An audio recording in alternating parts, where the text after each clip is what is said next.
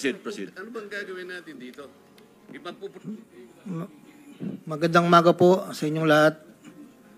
Tinatanggap ko po na ako po ay hindi nakasagot sa maraming tanong mga nakakaraang huling araw upang maproteksyonan ang institusyon na aking minahal sa loob ng 30 taon. Subalit nitong mga nakang araw, ako po ay nakapag-isip-isip na tumulong na lamang po sa investigasyon na to para po sa bayan. Narito po ako sa harapan nyo ngayon upang tumulong ng buong puso, abot ng aking makakaya, upang makapagbigay linaw sa katanungan sa investigasyong ito.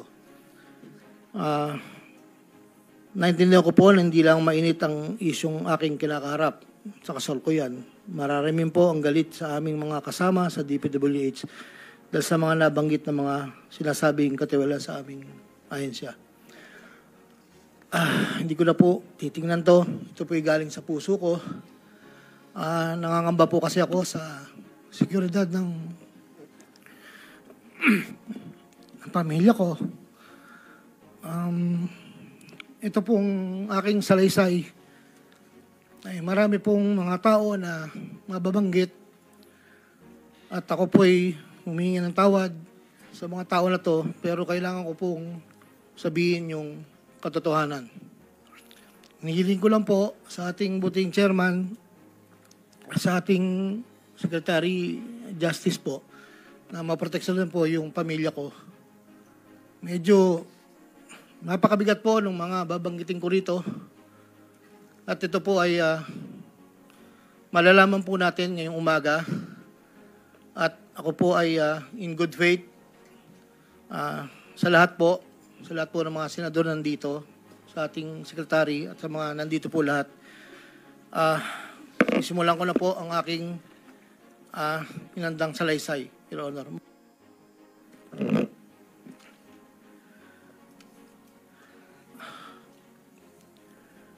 Sa akin pong boss, na nabanggit po nung nakarang hearing ng aming kasama, Undersecretary Roberto Bernardo po. Una ko pong nakilala si Yusek Bernardo taong 1997. Kami po ay magkasama sa Los Baños po. Hanggang dumating po ang panahon na ako po ay na-appoint na District Engineer sa Bulacan.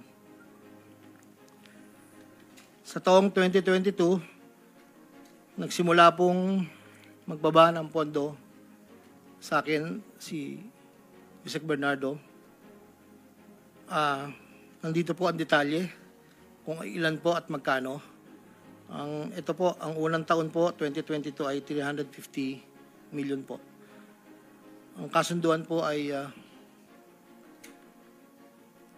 25% po para sa proponent. At ako po, o yung driver ko po minsan ang nagdi-deliver po sa kanya. Noong 2023 po, meron na rin po mga bumaba. Dito po, naka-specify po lahat kung ang titulo, ang title po ng project, amount, at kabuang ibinaba po ang aking boss. Ang iba pong sistema, sa simula po ay nagpapabigay po ng tauna lang pong 10%. Pag po lumabas na po sa pag-NEP po. Tapos po, ang kabuuan po ay paglabas po ng GAA. Pag po sa GAA, may lumabas na wala po sa NEP, ibig sabihin po nun, maaari pong, hindi ko lang po alam procedure, maaari pong sa BICAM po yun pumasok. Andito po lahat po ang detalye sa aking sinumpang salaysay. At meron pa pong mga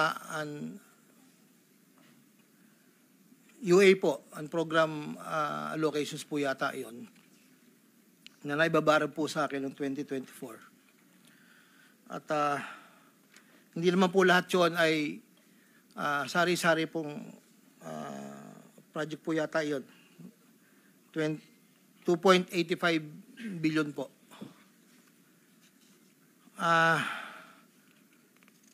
Yung pong sa 2024 na UA, bukod po yung meron pong BICAM and NEP, nandito po lahat po ang detalye. Ito lang po kasi yung record na nakuha ko po sa sariling file ko po. At yun po ay meron pong portion doon na merong 30%, meron pong 25%. Depende po sa proyekto. Ang huli po ay itong 2025. Mayroong halagang 2.55 billion po. 1.65 sa NEP at 900 million sa GAA. At ganoon din po ang sinabi niya sa akin sa proponent po. Doon po sa sinasabi na meron daw pong ang ating Senator Jinggoy Estrada na di umano'y meron pong sa listahan na pinakita po noong nakarang hearing. Yun po, ako po ang nagpasa ng listing po kay Yusek Bernardo. At ang sabi niya po ay meron ka pa bang kailangan na worth 355, inalan daw po yung natitira. So ako po ay nagpasa ng listahan sa kanya. Ang pagkakabanggit lang po sa akin ay meron pang extra si SJE.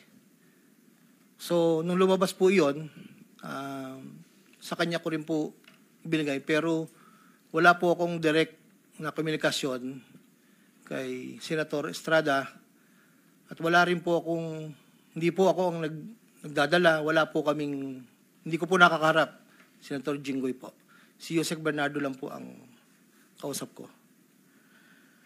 Doon naman po sa nasabi nung nakarang hearing po about the 600 million kay Senator Joel po. Ang totoo po noon, yun po ay multipurpose building. Ang request niya po talaga.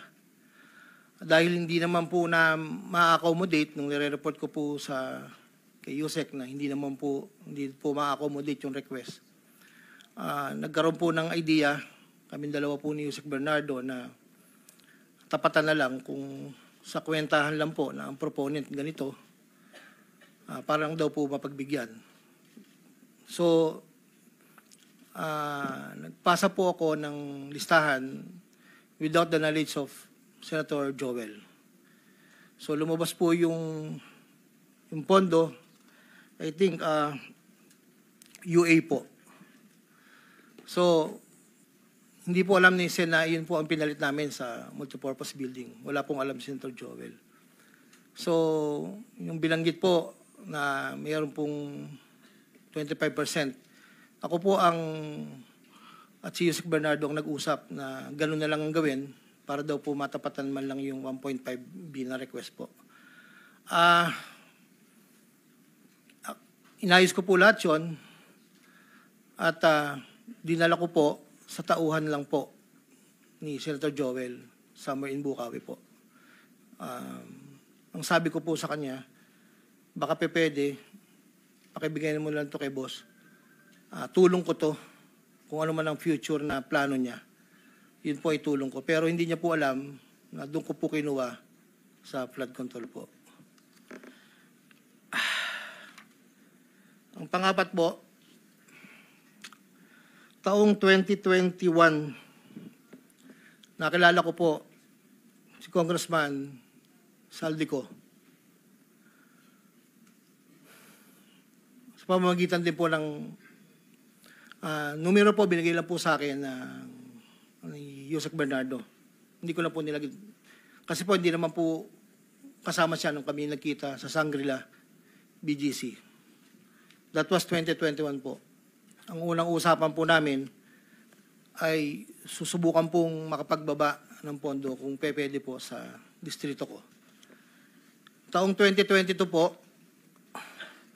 unang bumaba po ay nagkakahalaga ng, tanda ko po, nandito po sa record, ay 519 po ang pagkakatanda ko po. After po noon, 2022, so yung 519 po, ang... Excuse me, Engineer. Para mas maliwanag, basahin mo na lang yung sinumpang salaysay mo para hindi ka naliligaw. Opo. Para wala na omit, wala na dadagdag, mag-stick ka doon sa sinasabi mong Yes po. sinumpang salaysay. Ito po. Simula mo na lang doon Saldi sa simula. Oh. Basahin mo na lang ng dahan-dahan. Noong Agosto o Setyembre 2021, nagkakilala kami ni Congressman Saldico. Hindi, simulan mo sa simula mo na yung sa simula, yung gist ng yung salaysay. Yes, Huwag po. na yung opening. Una kong nakilala si Undersecretary Roberto Bernardo. Nagkasama kami sa Laguna. Na-promote siya ng nag-promote siya hanggang Undersecretary.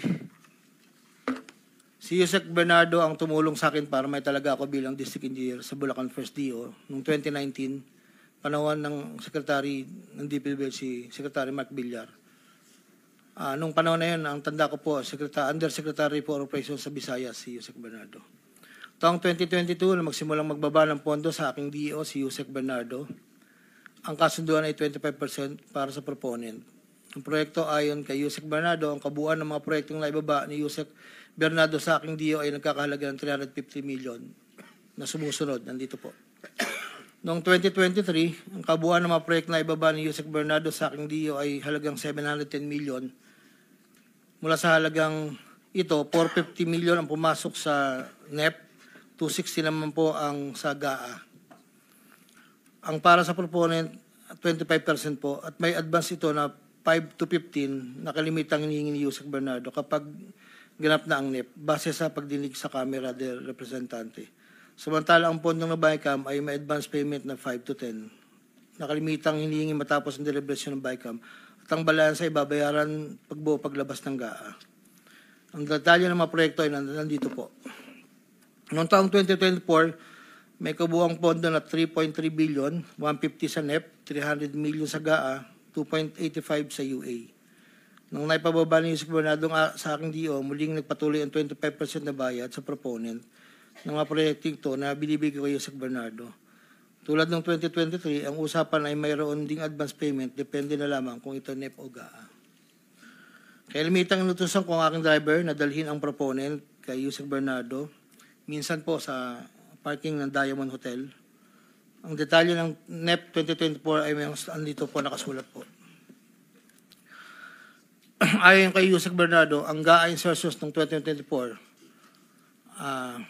na magkakalaga ng 300 para po 300 million na para kay, sabi niya po sa akin, para kay Senator Bong Revilla na noon ay kumandidato bilang senador para sa 2025. Sinabihan ako ni Yusek Bernardo, Henry, kay Sed Bong yan, baka gusto mo tumulong sa kanya.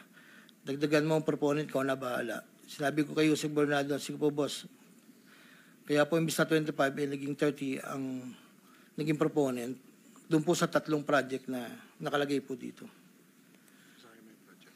Ang project po ay construction of flood control structure along Angat River, Sipat Section Plaridel, construction of flood control structure along Angat River, Lumang Bayan, construction of flood control structure along Giginto River, Malis Section, Giginto.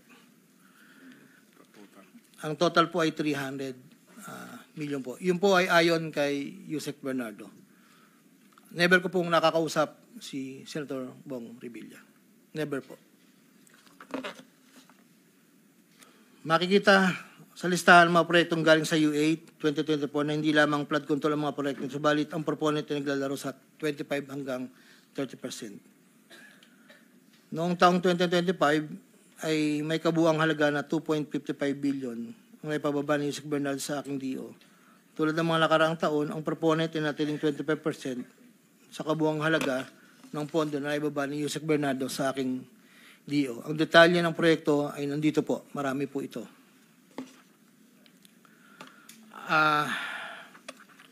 Taong 2022, yun nga po, nabanggit ko kanina, humiling si Senator Joel Villanueva ng proyektong multipurpose building ikakalaga ng 1.5B.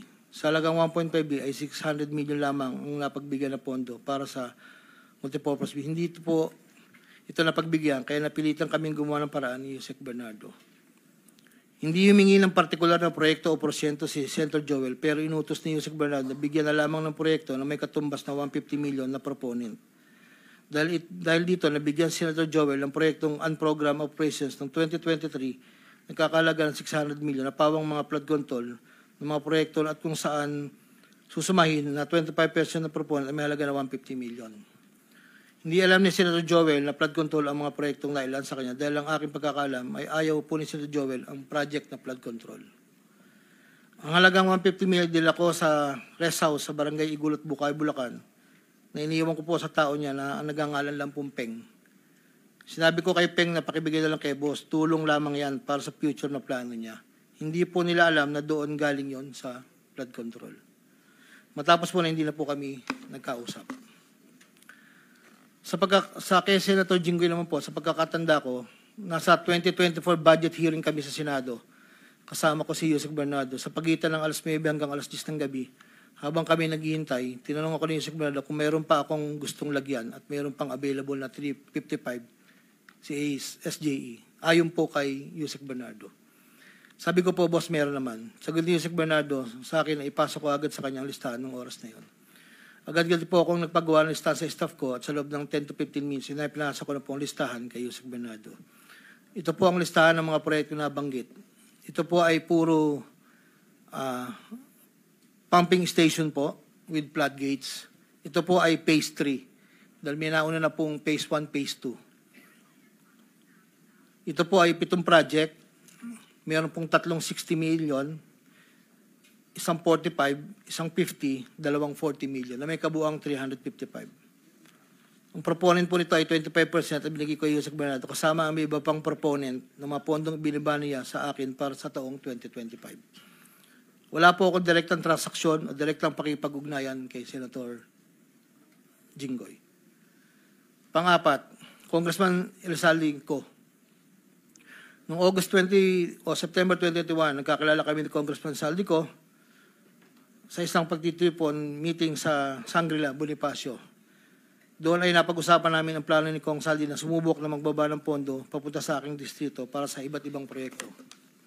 Pagkalipas ng higit kumulang na isang buwan mula sa aming unang pagkikita, ako ay nagpasa sa kanyang listahan ng mga proyekto na may kaugnayan sa flood control at ang mga proyektong ito ay lumabas sa General Appropriations Act of 2022 na nagkakahalaga ng, andito po, 1, 2, 3, 4, 5, 6, 6 na proyekto po ito. At ang pagkakatanda ko po ito ay 519 million, ang una po. Sa pagitan ng 4 na taon, mula 2022 hanggang 2025, naging tagapagtaguyod si Kong Saldi ng mga proyekto sa Bulacan First. May higit kumulang 426 na proyekto. Ang kabuang halaga ng proyekto na ito, ayon po sa nalakap kong record, ay hindi bababa sa 35 billion, 24 million pesos. Million or billion? Billion, Your Honor. Andito po yung summary. Pwede ko pong state, Your Honor. Go ahead.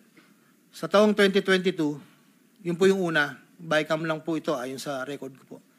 519 million. Sa 2023, 5 billion 790 sa NEP, 3 billion 250 sa bycam, at 3 billion 890 sa UA. 2024, 5.8 billion sa NEP, sa bycam 5.084, sa UA 3.306. Sa 2024, nagkakalaga po ng total na 14 billion 190, sa 2023, 12 billion, sa 2022, 519. Noong pong 2025 ay 7 billion 385 na lang po sa NEP. Wala na pong kasunod. Sa bawat proyekto na pinapasok ni Kong Saldi, meron akong binigay na obligasyon sa kanya para sa pondo base sa aming kasunduan noong 2022. Ang kaniyang hinihingi na budget na sa bawat proyekto ay 20% lamang po noong 2022. Kung makikita niyo po, Your Honor, isasabay ko na rin po ito, na yung larawan po nandun po sa kasama po ako na nakatayo, yung opisina. Yun po yung 20% po na 2022 inaayos po namin doon sa litrato po. Subalit nung taong 2023 hanggang 2025, ito tumaas ng porsyento ng 25% po. Ang pag-abot ng porsyento para kay Kong Saldi sa bawat proyekto ay kadalasang hindi isang baksakan. Ito rin ay nakadepende kung paano na ipasok o na-insert. Kapag ang proyekto ay napasok sa NEP, ang unang 10% ay agarang binibigay ko kay Kong Saldi.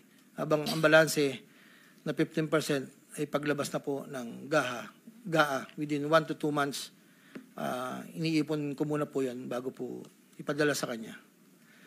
Kapag ang proyekto naman ay naipasok ng Kong Saldi sa BICAM, ang unang 10% ay binabayad sa kanya matapos lumabas ang GAA at ang balancing 15% ay binibigay makalipas ng 2 buwan mula nang maaprubahan ng GAA.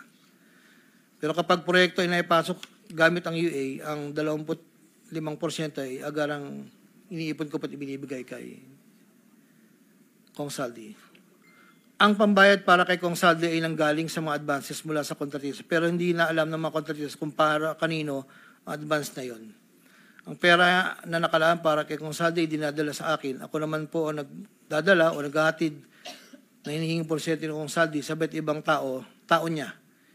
Hindi ko po siya na-meet during pagdadala. Ang tao niya po ay may alias lang Paul at Mark. Dahil sila po yung nag-message po sa akin through Viber, disappearing message po iyon, na doon ko po dadalhin. May isa o 2 beses na dinala ko sa parking lot ng Shangri-La Hotel, Bonifacio Global City, ang porsyento ni Kong Saldi. Paminsan-minsan man, inahatid ko ito sa kanyang bahay sa Ladybug Street, Valle Verde 6, Pasig City. Mula Ortigas po, kakaliwa ka stoplight, may gate ka kanan, kakaliwa ka kanan, makikita na po yung bahay. Minsan po, inuutos ko lang po, minsan po ako po ang nagbababa. May tao lang pong tatanggap, tapos po, iiwalan ko na po. Dinagdag ko na dahil lumulobo ang pondo ng Bulacan, napag-usapan namin Kong Saldi na kung meron akong pwedeng mapagbabaan sa iba't ibang district engineering office. Nang dahil dito, noong 2020 hanggang 2025, nagbaba si Kong Saldi sa sumusunod. Bulacan 2nd, 573 million. Tarlac 1st, 2023, 1.350. Sa 2024, sa UA, 1.650. Tarlac 2nd, 925. Tapos 2024, 1.025 billion. Pampanga, sa 2023, 1.125 billion.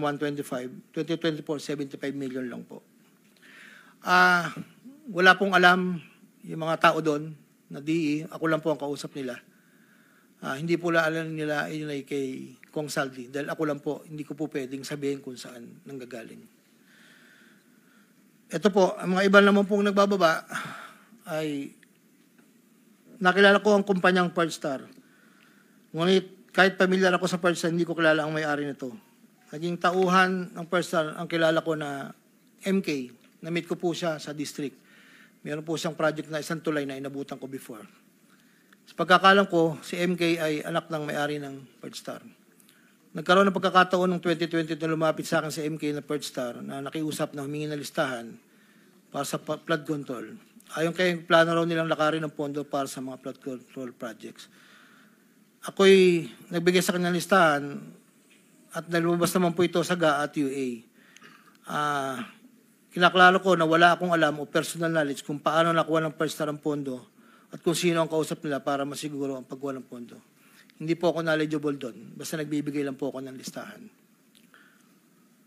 Ang proyektong igilawad na Partstar ay pinunduhan mula sa National Expenditure Program at papondong itinakda ng bicameral conference. Ayon po sa record. Ito pa po, meron pong 2022, si Commissioner Mario Lipana po, ay nanghingi rin po sa akin ng listahan. Taong 2023, nakapagbaba po siya sa UA ng 500 million. 2024, 400 million. 2025, 500 million. Wala akong personal knowledge kung paano nila nakuha ang pondo at kung sino ang kausap nila. Ang listahan ng mga proyektong naipasok ni Com Lipana ay nakalakip sa sinumpang salaysay sa annex po. Andito po lahat yung detalye. Nung nabanggit po nung nakaraang hearing, former Congressman Mitch Kaayon, uy. Noong taong 2021, nakilala ko si isang pagtitipon, hindi ko na po matandaan. Alam ko po birthday. Na noon ay Yusek pa po ang pagkakatanda ko. Dito ay nakapag-usap kami at tinanong niya kung pwede siya magpababa ng pondo sa aking DO. At sinagot ko naman na opo, pwede po. Noong taong 2022, nakapagbaba ng halagang 411 million sa GAA si Yusek Mitch na may usapan kami na may gastos na 10% lang po. Hindi niya po pinakailaman yon, sabi niya, bahala ka na kung sino man ang mananalo at contractor niyan.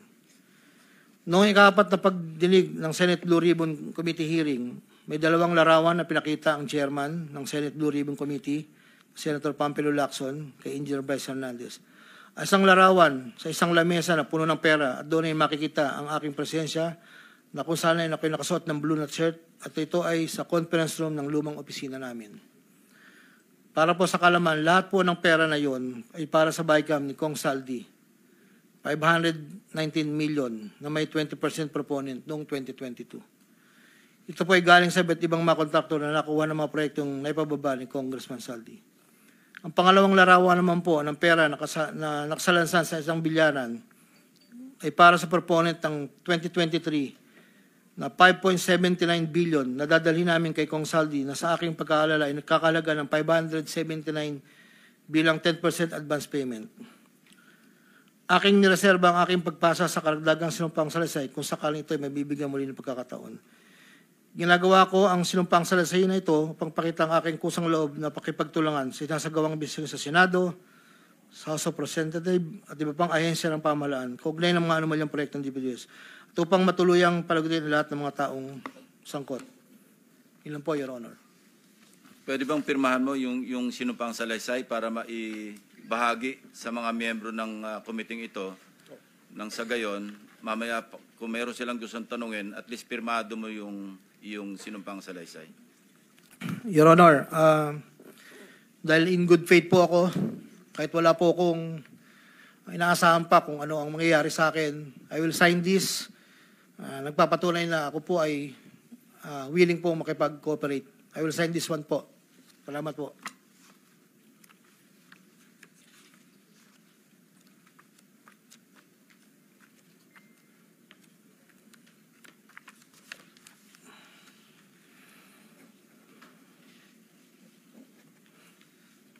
Mr. Alcantara, you proceed with your statement. Your Honor, okay lang po bang makapagbigay ako ng opening statement ko po? Proceed. Ano bang gagawin natin dito? Magandang umaga po sa inyong lahat. Tinatanggap ko po na ako po ay hindi nakasagot sa maraming tanong ng mga nakakaraang huling araw upang maproteksyonan ang institusyon na aking minahal sa loob ng 30 taon. Sabalit nitong mga nakang araw, ako po ay nakapag-isip-isip na tumulong na lamang po sa investigasyon na to para po sa bayan. Narito po ako sa harapan nyo ngayon upang tumulong ng buong puso, abot ng aking makakaya, upang makapagbigay linaw sa katanungan sa investigasyong ito. Naintindihan ko po na hindi lang mainit ang isyong aking kinakaharap sa kasalukuyan. Mararamin po ang galit sa aming mga kasama sa DPWH dahil sa mga nabanggit na mga sinasabing katiwala sa aming ahensya. Hindi ko na po titingnan to. Ito po ay galing sa puso ko. Nangangamba po kasi ako sa seguridad ng pamilya ko. Ito pong aking salaysay ay marami pong mga tao na mababanggit at ako po ay humingi ng tawad sa mga tao na to, pero kailangan ko pong sabihin yung katotohanan.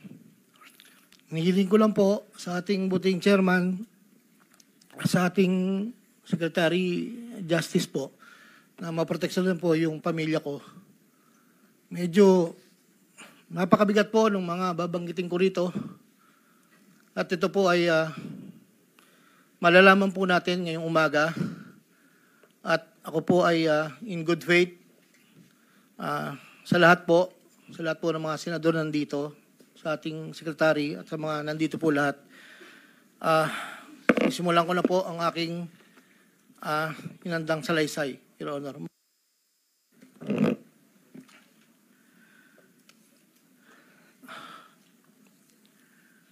Sa akin pong boss, na nabanggit po nung nakarang hearing ng aming kasama, Undersecretary Roberto Bernardo po.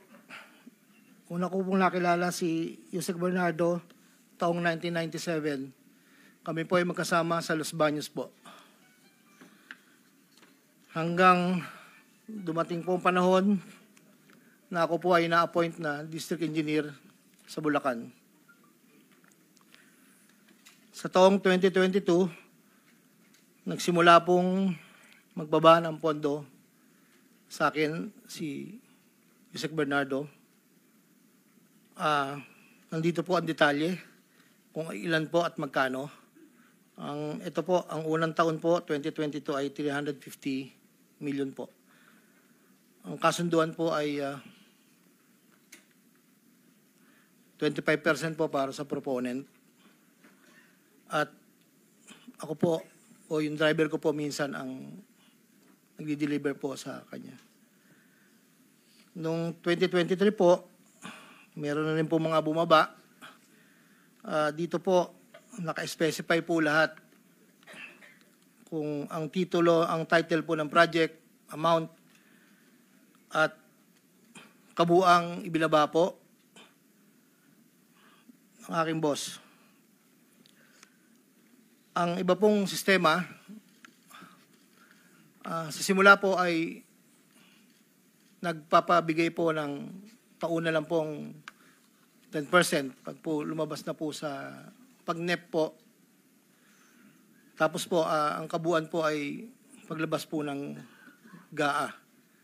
Pag po sa GAA, may lumabas na wala po sa NEP, ibig sabihin po nun, maaari pong, hindi ko lang po alam procedure, maaari pong sa BICAM po yun pumasok. Andito po lahat po ang detalye sa aking sinumpang salaysay. At meron pa pong mga UA po, ang program allocations po yata yon na naibabarag po sa akin noong 2024. At hindi naman po lahat yon ay sari-sari pong project po yata yon. 2.85 billion po.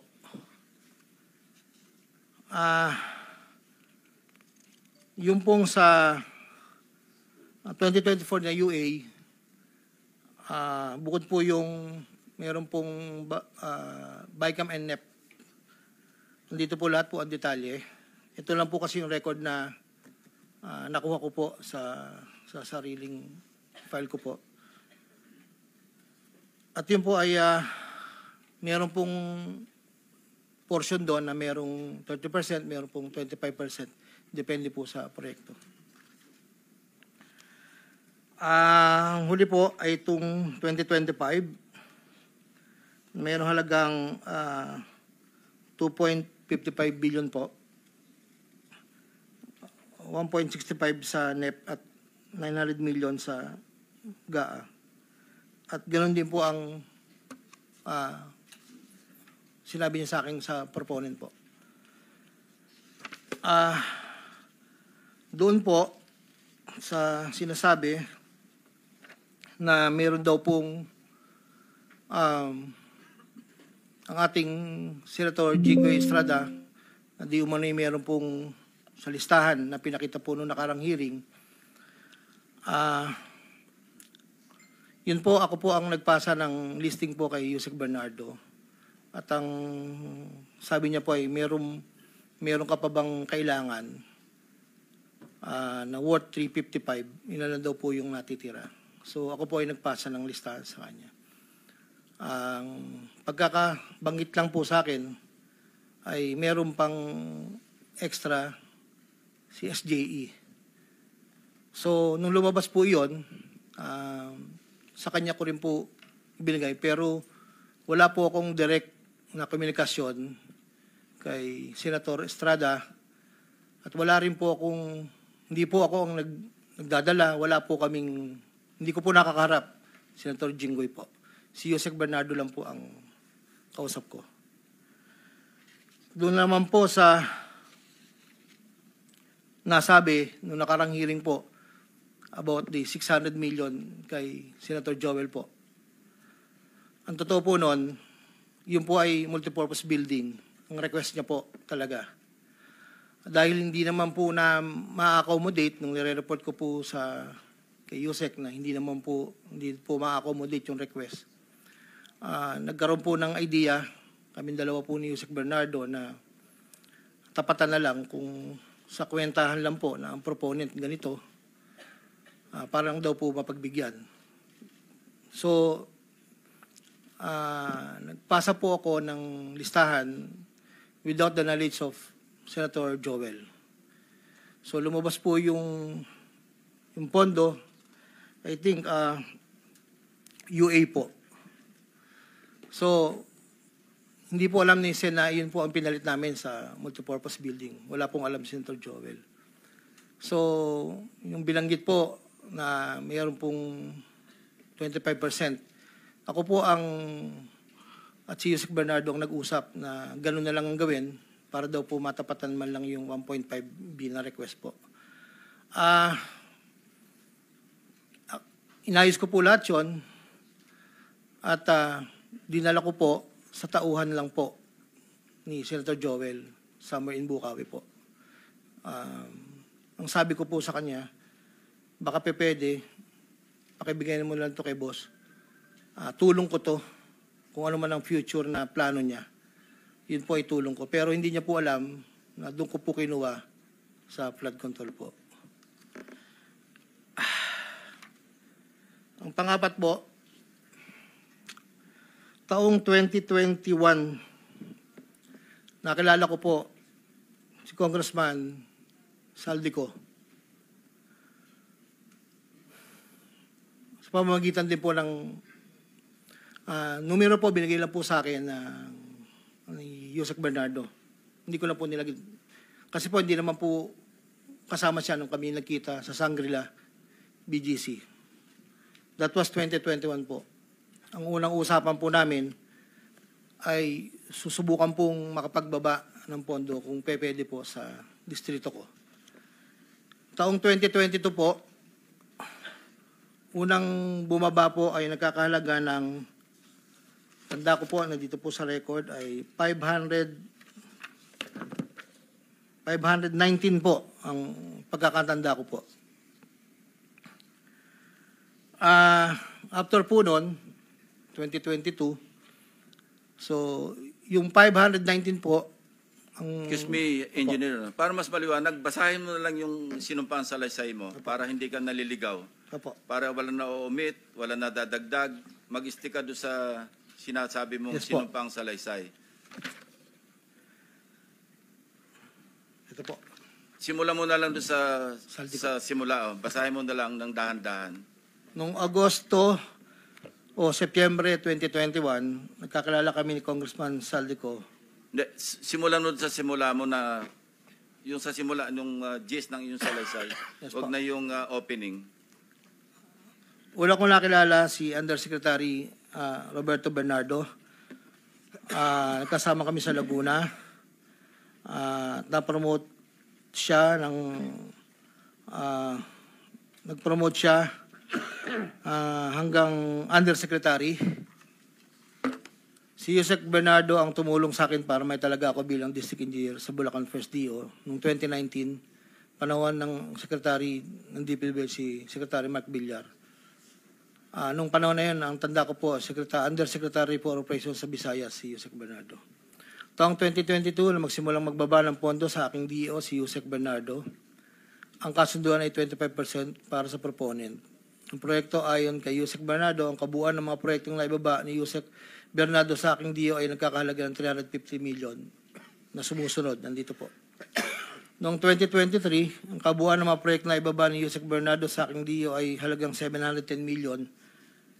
Mula sa halagang ito, 450 million ang pumasok sa NEP, 260 naman po ang sa GAA. Ang para sa proponent, 25% po, at may advance ito na 5 to 15 na kalimitang hinihingi ni Yusek Bernardo kapag ganap na ang NEP base sa pagdinig sa Kamera del Representante. Samantala, ang pondong na BICAM ay may advance payment na 5 to 10 na kalimitang hinihingi matapos ang deliberasyon ng BICAM at ang balansa ay babayaran pagbuo paglabas ng GAA. Ang detalye ng mga proyekto ay nandito po. Noong taong 2024, may kabuuang pondo na 3.3 billion, 150 sa NEP, 300 million sa GAA, 2.85 sa UA. Nung naipababa ni Yusek Bernardo sa aking DO, muling nagpatuloy ang 25% na bayad sa proponent ng mga proyekting to na binibigay ko Yusek Bernardo. Tulad ng 2023, ang usapan ay mayroon ding advance payment, depende na lamang kung ito NEP o GAA. Kaya limitang inutusan ko ang aking driver na dalhin ang proponent kay Yusek Bernardo, minsan po sa parking ng Diamond Hotel. Ang detalye ng NEP 2024 ay may andito po nakasulat po. Ayon kay Yusek Bernardo, ang GAA insertions ng 2024 na magkakalaga ng 300 para po 300 million na para kay, sabi niya po sa akin, para kay Senator Bong Revilla na noon ay kumandidato bilang senador para sa 2025. Sinabihan ako ni Yusek Bernardo, Henry, kay Sed Bong yan, baka gusto mo tumulong sa kanya. Dagdagan mo ang proponent ko na bahala. Sinabi ko kay Yusek Bernardo, sige po boss, kaya po imbis na 25 ay naging 30 ang naging proponent doon po sa 3 project na nakalagay po dito. Ang project po ay construction of flood control structure along Angat River, Sipat Section Plaridel, construction of flood control structure along Angat River, Lumang Bayan, construction of flood control structure along Giginto River, Malis Section, Giginto. Ang total po ay 300 million po. Yun po ay ayon kay Yusek Bernardo. Never ko pong nakakausap si Senator Bong Revilla. Never po. Makikita sa listahan ng mga proyektong galing sa U8 2024 na hindi lamang flood control ang mga proyekto, subalit ang proponent ay naglalaro sa 25 hanggang 30%. Noong taong 2025 ay may kabuuang halaga na 2.55 billion ang naipababa ni Yusek Bernardo sa aking DO. Tulad ng mga nakaraang taon, ang proponent ay natiling 25% sa kabuuang halaga ng pondo na naibaba ni Yusek Bernardo sa aking DO. Ang detalye ng proyekto ay nandito po. Marami po ito.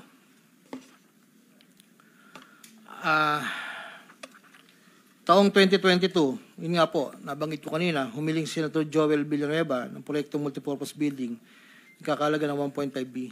Sa halagang 1.5B ay 600 million lamang ang napagbigyan na pondo para sa multipurpose building. Hindi po ito napagbigyan, kaya napilitan kaming gumawa ng paraan ni Yusek Bernardo.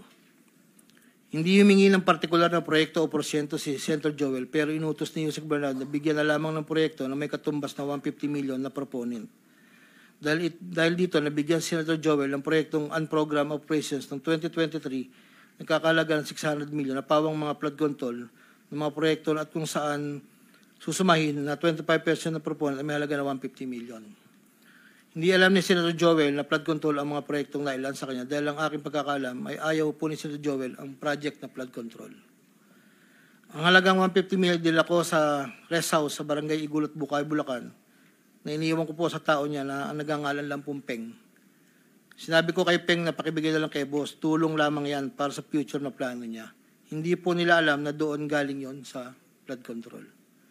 Matapos po na hindi na po kami nagkausap. Sa kay Senator Jinggoy naman po, sa pagkakatanda ko, nasa 2024 budget hearing kami sa Senado. Kasama ko si Yusek Bernardo. Sa pagitan ng alas 9 hanggang alas 10 ng gabi, habang kami naghihintay, tinanong ako ni Yusek Bernardo kung meron pa akong gustong lagyan at meron pang available na 355 si SJE. Ayon po kay Yusek Bernardo. Sabi ko po, boss, meron naman. Sagot ni Yusek Bernardo sa akin na ipasok ko agad sa kanyang listahan ng oras na yon. Agad-agad po akong nagpagawa ng listahan sa staff ko at sa loob ng 10 to 15 minutes, pinasa ko na po ang listahan kay Yusek Bernardo. Ito po ang listahan ng mga proyekto na banggit. Ito po ay puro pumping station po with floodgates. Ito po ay phase 3. Dahil may nauna na pong phase 1, phase 2. Ito po ay 7 project. Meron pong 360 million. isang 45, isang 50, dalawang 40 million na may kabuang 355. Ang proponent po nito ay 25% at binigay ko yung Yusek Bernardo kasama ang may iba pang proponent na mga pondong binaba niya sa akin para sa taong 2025. Wala po akong direktang transaksyon o direktang pakipag-ugnayan kay Senator Jinggoy. Pangapat, Congressman Elsaldi ko. Noong August 20 o September 2021, nagkakilala kami ni Congressman Saldico sa isang pagtitripon meeting sa Shangri-La, Bonifacio. Doon ay napag-usapan namin ang plano ni Kong Saldi na sumubok na magbaba ng pondo papunta sa aking distrito para sa iba't ibang proyekto. Pagkalipas ng higit kumulang na isang buwan mula sa aming unang pagkikita, ako ay nagpasa sa kanyang listahan ng mga proyekto na may kaugnayan sa flood control at ang mga proyekto ito ay lumabas sa General Appropriations Act of 2022 na nagkakahalaga ng, andito po, 1, 2, 3, 4, 5, 6, 6 na proyekto po ito at ang pagkakatanda ko po ito ay 519 million, ang una po.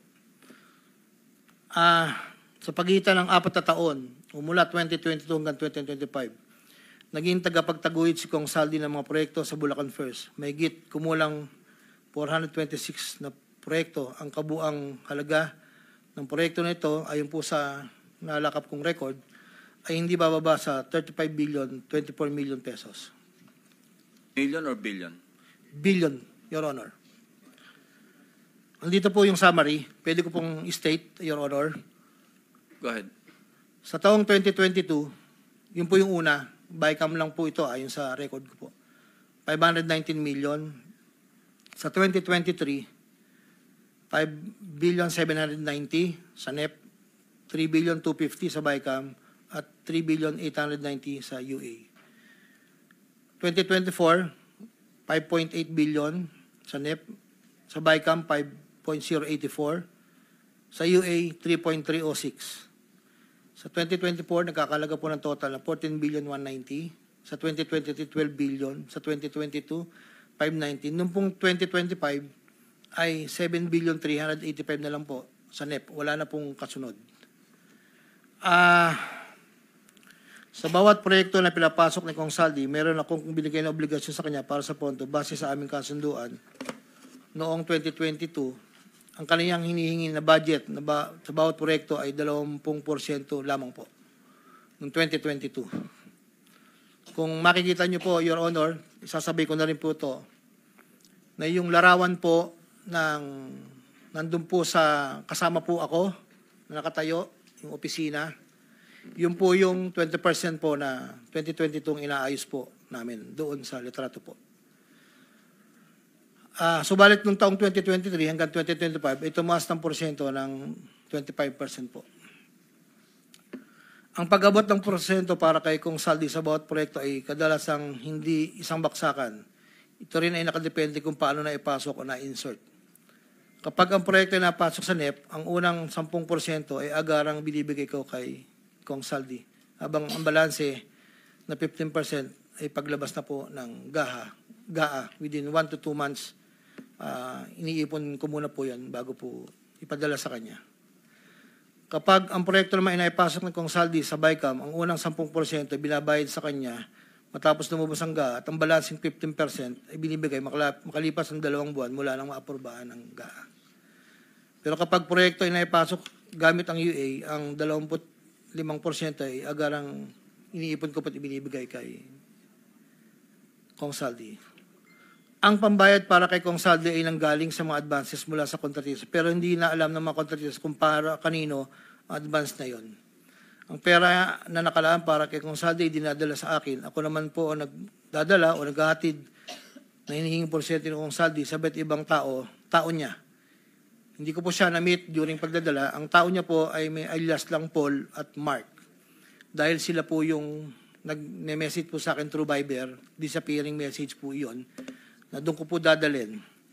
May isa o 2 beses na dinala ko sa parking lot ng Shangri-La Hotel, Bonifacio Global City, ang porsyento ni Kong Saldi. Paminsan-minsan man, inahatid ko ito sa kanyang bahay sa Ladybug Street, Valle Verde 6, Pasig City.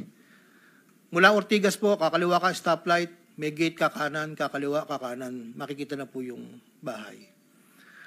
Minsan po, inuutos ko lang po minsan po ako po ang nagbababa. May tao lang pong tatanggap, tapos po, iiwanan ko na po. Dinagdag ko na dahil lumulobo ang pondo ng Bulacan, napag-usapan namin kong Saldi na kung meron akong pwedeng mapagbabaan sa iba't ibang district engineering office. Nang dahil dito, noong 2020 hanggang 25, nagbaba si Kong Saldi sa sumusunod. Bulacan 2nd, 573 million. Tarlac 1st, 2023, 1.350. Sa 2024, sa UA, 1.650. Tarlac 2nd, 925. Tapos 2024, 1 billion 25. Pampanga, sa 2023, 1 billion 125. 2024, 75 million lang po. Wala pong alam yung mga tao doon na DE. Ako lang po ang kausap nila. Hindi po alam nila yun ay kay Kong Saldi. Dahil ako lang po, hindi ko po pwedeng sabihin kung saan nanggagaling. Ito po, ang mga iba naman pong nagbababa ay nakilala ko ang kumpanyang Pearlstar. Ngunit kahit pamilyar ako sa Pearlstar, hindi ko kilala ang may-ari nito. Naging tauhan ng Pearlstar ang kilala ko na MK. Na-meet ko po siya sa district. Meron po siyang project na isang tulay na inabutan ko before. Sa pagkakalam ko, si MK ay anak ng may-ari ng Pearlstar. Nagkaroon ng pagkakataon ng 2020 na lumapit sa akin si MK na Pearlstar na nakiusap na humingi ng listahan para sa flood control. Ayon kay plano raw nilang lakarin ng pondo para sa mga flood control projects. Ako'y nagbigay sa kanyang listahan at nalumabas naman po ito sa GA at UA. Kinaklaro ko na wala akong alam o personal knowledge kung paano nakuha ng Pearlstar ang pondo at kung sino ang kausap nila para masiguro ang pagkuha ng pondo. Hindi po ako knowledgeable doon. Basta nagbibigay lang po ako ng listahan. Ang proyektong igilawad na Pearlstar ay pinunduan mula sa National Expenditure Program at papondong itilakda ng bicameral conference. Ayon po sa record. Ito pa po, meron pong 2022, si Commissioner Mario Lipana po ay nanghingi rin po sa akin ng listahan. Taong 2023, nakapagbaba po siya sa UA ng 500 million. 2024, 400 million. 2025, 500 million. Wala akong personal knowledge kung paano nila nakuha ang pondo at kung sino kausap nila. Ang listahan ng mga proyektong naipasok ni Comlipana ay nakalakip sa Sinumpang Salaysay sa annex po. Nandito po lahat yung detalye. Nung nabanggit po nung nakaraang hearing, former Congressman Mitch Kaayon, noong taong 2021, nakilala ko si isang pagtitipon, hindi ko na po matandaan, alam ko po birthday, na noon ay Yusek pa po, ang pagkakatanda ko. Dito ay nakapag-usap kami at tinanong niya kung pwede siyang magpababa ng pondo sa aking DO. At sinagot ko naman na, opo, pwede po. Noong taong 2022, nakapagbaba ng halagang 411 million sa GAA, si Yusek Mitch, na may usapan kami na may gastos na 10% lang po. Hindi niya po pinakailaman yon, sabi niya, bahala ka na. Kung sino man ang mananalot contractor niyan. Noong ikapat na pagdinig ng Senate Blue Ribbon Committee hearing, may dalawang larawan na pinakita ang chairman ng Senate Blue Ribbon Committee, Senator Pampilo Lacson, kay Engineer Bryce Hernandez. Isang larawan sa isang lamesa na puno ng pera at doon ay makikita ang aking presensya na kung saan ay ako'y nakasuot ng blue na shirt at ito ay sa conference room ng lumang opisina namin. Para po sa kalaman, lahat po ng pera na yon ay para sa BICAM ni Kong Saldi. 519 million na may 20% proponent noong 2022. Ito po ay galing sa iba't ibang mga kontraktor na nakuha ng mga proyektong naipababa ni Congressman Saldi. Ang pangalawang larawan naman po ng pera na nakasalansan sa isang bilyaran ay para sa proponent ng 2023 na 5.79 billion na dadalhin namin kay Kong Saldi na sa aking pagkaalala ay nagkakalaga ng 579 bilang 10% advance payment. Aking nireserba ang aking pagpasa sa karagdagang Sinumpang Salaysay kung sakaling ito ay mabibigyan muli ng pagkakataon. Ginagawa ko ang Sinumpang Salaysay na ito upang pakita ang aking kusang loob na pakipagtulangan sa sinasagawang bisyo sa Senado, sa House of Representatives at iba pang ahensya ng pamahalaan, kaugnay ng mga anomalyang proyektong DPWH, at upang matuluyang palagutin lahat ng mga taong sangkot. Ilan po, Your Honor. Pwede bang pirmahan mo yung sinumpang salaysay para maibahagi sa mga miyembro ng committee ito nang sa gayon, mamaya kung meron silang gustong tanungin, at least pirmado mo yung sinumpang salaysay. Your Honor, dahil in good faith po ako, kahit wala po akong inaasahan pa kung ano ang mangyayari sa akin, I will sign this. Nagpapatunay na ako po ay willing po makipag-cooperate. I will sign this one po. Salamat po.